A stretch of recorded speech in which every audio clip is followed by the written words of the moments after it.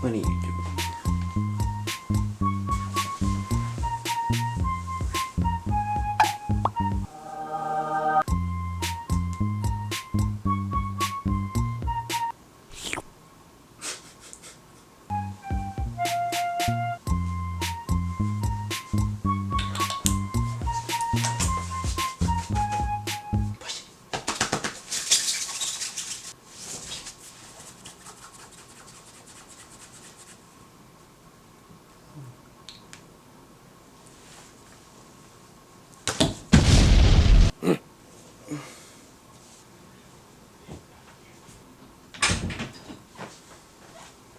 Hello, my name is Rick and welcome to my channel. Today I have a review of the HADALABO skincare line. I have the oil cleanser right there, I have a hyaluronic solution, and a gel moisturizer. I first came across the oil cleanser when I was watching Dr. Dre's channel because she was raving about the oil cleanser, and I was in the market for one because I started wearing mineral sunscreens, which are very heavy and don't come off easily with typical gel cleansers. So after I tried that, I was immediately curious about the rest of the line, and I was also in the market for another hyaluronic acid serum. So when I was looking on Amazon, I came across this, which is the premium hyaluronic solution. It touts 5 molecular weights of hyaluronic acid, and it holds no bars when it comes to providing hydration for your skin. And after a hyaluronic acid serum, I like to lock it in with a lightweight gel moisturizer. And in the related section on Amazon, conveniently they had one, so I also decided to order that. I got the oil cleanser way before I even received these two. I used it before, and then I tried other oil cleansers. I tried the new Neutrogena one. It's like the $7 really cheap one. I didn't like it. It had rosemary extract in it, and it gave it a weird smell, and it was really thin to the point to where if you'd use it, it would just run down your arm, and I hate that because I already make a mess in the sink whenever I'm doing my skincare. So I ended up just going back to the HADALABO one. I was also trying to look for a balm, a cleansing balm, but a lot of them have fragrance ingredients in them, and then just the idea of having sensitizing fragrance ingredients in a oil vehicle that's really good at penetrating just did not appeal to me. So I decided to stick with an oil cleanser that was fragrance free, and that was the HADALABO one. So I'd also coincidentally run out of my Trader Joe's hyaluronic acid serum. If you've never used it, I'd actually recommend it. It's very simple. I think it has like 3 ingredients in it, and it's really thick. I like the thicker hyaluronic acid serums because the thinner ones, I feel like they almost just don't do anything. It feels like you're literally just putting water on your face, whereas the thicker ones, it actually feels like, I feel like the thicker it is, the more bouncy it makes your skin feel, but I'm a textured person, so that's just me. Oh shit.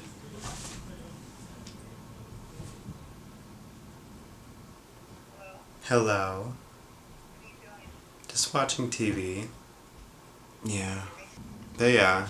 Oh, that makes sense. But yeah, it's just like a cough now. Yeah. Oh, that's good. Yeah. So ingredients wise, the oil cleanser has olive oil, jojoba oil. They somehow managed to put 2 different molecular weights of hyaluronic acid in an oil cleanser, which is weird because sodium hyaluronate, which is the typical derivative of hyaluronic acid, is only water soluble. Most derivatives of hyaluronic acid are only oil soluble. So that's awesome. They managed to put it in an oil cleanser. And then it also has BHT, which is an antioxidant, but I've been kind of trying to be wary of BHT because like the EWG rating is kind of bad, and I don't know. As for the ingredients for the premium hyaluronic solution, I tried to memorize them, but the chemical names for these derivatives of hyaluronic acid are long, so I'm just gonna read them. So, also within this it has glycerin, which is a humectant. It has hydroxyethyl urea, which is a good ingredient. There's 2 other ureas that are bad. They're preservatives that release formaldehyde, but the hydroxyethyl urea is the good one. Oh, here's the derivatives. Sodium acetylated hyaluronate, which they call super hyaluronic acid. It has the typical sodium hyaluronate, hydrolyzed hyaluronic acid or nanohyaluronic acid. Ooh, this one's long. Hydroxypropyl trimonium hyaluronate, which is what they call a skin absorbent type hyaluronic acid. And then sodium hyaluronate cross polymer, which they call 3D hyaluronic acid. So there you go. It also has some polysaccharides, which also act as humectants. Trihylose, that's another saccharide. Yeah, and that's pretty much it ingredient-wise for the premium hyaluronic solution. Outside of the hyaluronic acid, it has other types of humectants in it, so that's also what helps make this work so well. So as for this, I actually found kind of like on Yes Style in their own website, I found different types or different lists of ingredients for this, but just to be safe, I'm going off HADALABO's own website. I'll link it in the description. So the HADALABO Skin Perfect Gel has hydroxyethyl urea. It has squalane, which is a plant-derived oil. It has arginine, which is an amino acid. Glucosylceramide, which is a ceramide or a derivative of a ceramide, and that's also a natural moisturizing factor. And it has hydrolyzed collagen. So hydroxyethyl urea is kind of a wonder ingredient. I have one source that effectively summarizes everything that it can do. I'll link that below, but just for now I'll name a few. So it acts as a humectant, which is going to bring moisture to the skin. It improves barrier function by working in synergy with other exfoliating active ingredients like AHAs to make sure that the skin is turning over as effectively as it can. And along the same lines, it helps other active ingredients penetrate into the skin. So another one of the ingredients found in the Perfect Gel is arginine, and what that is it's an amino acid that is the precursor of a lot of the different molecules that allow our skin to function. One of them being the hydroxyethyl urea. It's actually a precursor to that. Collagen, it's one of the most abundant proteins that we have in our skin. It's in our joints, it's in our skin obviously, and what it does is it provides elasticity and plumpness for the skin, and as we get older we lose the amount of collagen that we have, and we don't produce as much as we do when we're young. So collagen or hydrolyzed collagen is added to beauty products to supplement the collagen that we lose and to help maintain the elasticity in our skin. So now I'll do some demos. I have some makeup here. I have an e.l.f. brow pencil. It's the one I'm wearing right now actually. So I'm just gonna do some of that. This is an eyeliner. I just bought it because I was trying to I think Sephora was having a sale and you had to meet a certain dollar amount to get free shipping. So I just added this. So I'm gonna add some of that. If you care, I'm gonna list the ones that I have on my hand in the description. This is the Revlon Photo Ready Insta Filter. A lot of people have actually, it has pretty good reviews. It's got this kind of sponge applicator on it, so you don't need to use a beauty sponge. And I'm gonna stipple it on as if I was putting on my face. This actually isn't mine, but. And then I have a Revlon Color Stay Foundation. So I'm just kinda gonna, woo. I have a foundation, a concealer, an eyebrow pencil, and an eyeliner. And now I'm going to demo the oil cleanser. So the way I usually use it is I put a pump, and see it's thicker. And so we'll watch this dissolve everything.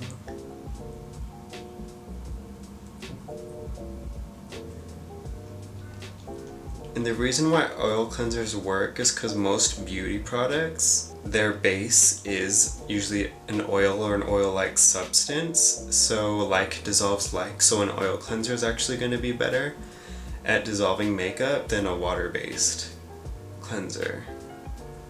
So see how it's all kind of melted together? Then what you do is you get water and it's going to turn into a little bit of a white milky texture because the surfactants and emulsifiers in the gel cleanser are going to allow the water and the oil to mix, which will then make it really easy to rinse off.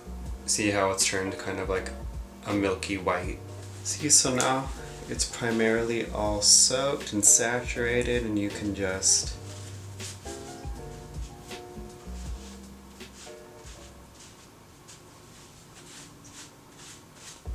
wipe it off just like that, and it's perfectly clean. Like, there's no residue on it, and it's not stripped, which is one of the benefits of an oil cleanser. So after I use the oil cleanser, I'll usually go in with the second cleanser, which is water-based, because my thinking and the way a lot of people with a two-step cleansing routine work is that you use the oil to dissolve the oil-based products, and then you use a water-based to dissolve the remaining of the previous cleanse and the water-based products. And usually after I do the second cleanse, I'll go in with the hyaluronic acid serum. As you can see, it's really bouncy and plump. See, and then I'll just rub that in. It's really light, but what's interesting is it feels like an oil, even though there's not any oil in this at all.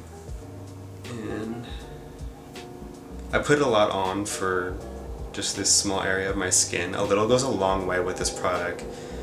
About the amount that I put on my skin right here is the amount I'd use on my whole face. So you really only need to do like 1-2 shakes of it, and that should cover like 1 dose of it. And then I'll finish with the Skin Perfect gel. It looks like this. Consistency wise, I'd compare it to the Neutrogena Hydro Boost, only in my opinion this is better than the Hydro Boost. I just dip my finger in there about once, and that a little goes a long way with this product as well. You barely need any, and you just smooth it over. My hand is gonna be so hydrated. The reason I feel like this is better than the Hydro Boost is because the Hydro Boost, the only active ingredient it really has is the hyaluronic acid, and by now we already have humectants that are found to be superior to hyaluronic acid, like polyglutamic acid that holds 4 times the amount of water weight that hyaluronic acid does, and even some saccharides have been clinically shown to better hold on to water than hyaluronic acid does. And what this has that the Hydro Boost doesn't is it has the hydroxyethyl urea, the glucosylceramide, which are both natural moisturizing factors. It also has the hydrolyzed collagen and the squalene, which is a plant oil that's nourishing, and it's also cheaper than the Hydro Boost. So now I'll get into prices. The oil cleanser was $13.29 for around 7 ounces. The hyaluronic solution was $13.28 for about 5 ounces, which is great because usually hyaluronic acid serums, they only give you like 1 or 2 ounces for around the same price or more. The Skin Perfect gel is about $14.99 for around 3 ounces, which is pretty standard for a budget moisturizer, compared to the Neutrogena Hydro Boost, which is usually $20.99 and has not nearly the amount of beneficial ingredients that the Skin Perfect gel does from HADALABO. So I've been using this routine for about a week in the order that I showed, and I really have no complaints about any of the products at all. Like I said, I moved from the oil cleanser at one point to try other ones, and I ended up coming back just because I liked the consistency of it, I liked the efficacy of it, and nothing else really piqued my curiosity in terms of what it could provide me that this couldn't. And the gel moisturizer, it's the perfect amount between being lightweight, hydrating, and occlusive as possible, because I've used the Hydro Boost, which is kind of like the lightest gel moisturizer I've ever used, and I've used the CeraVe Skin Renewing Night Cream, which is so thick that it's almost like a wax that you apply to your skin, and this meets perfectly in the middle in terms of application being really lightweight and providing the hydration and occlusiveness that the Skin Renewing Night Cream does. So thank you for watching this video. I'm going to provide links for all the products and resources that I mentioned in this video. I have more coming, so if you want more reviews about some budget skincare, I'd recommend subscribing because I plan to do one about once a week. And thank you for watching this video. I hope to see you in the next ones. Bye bye.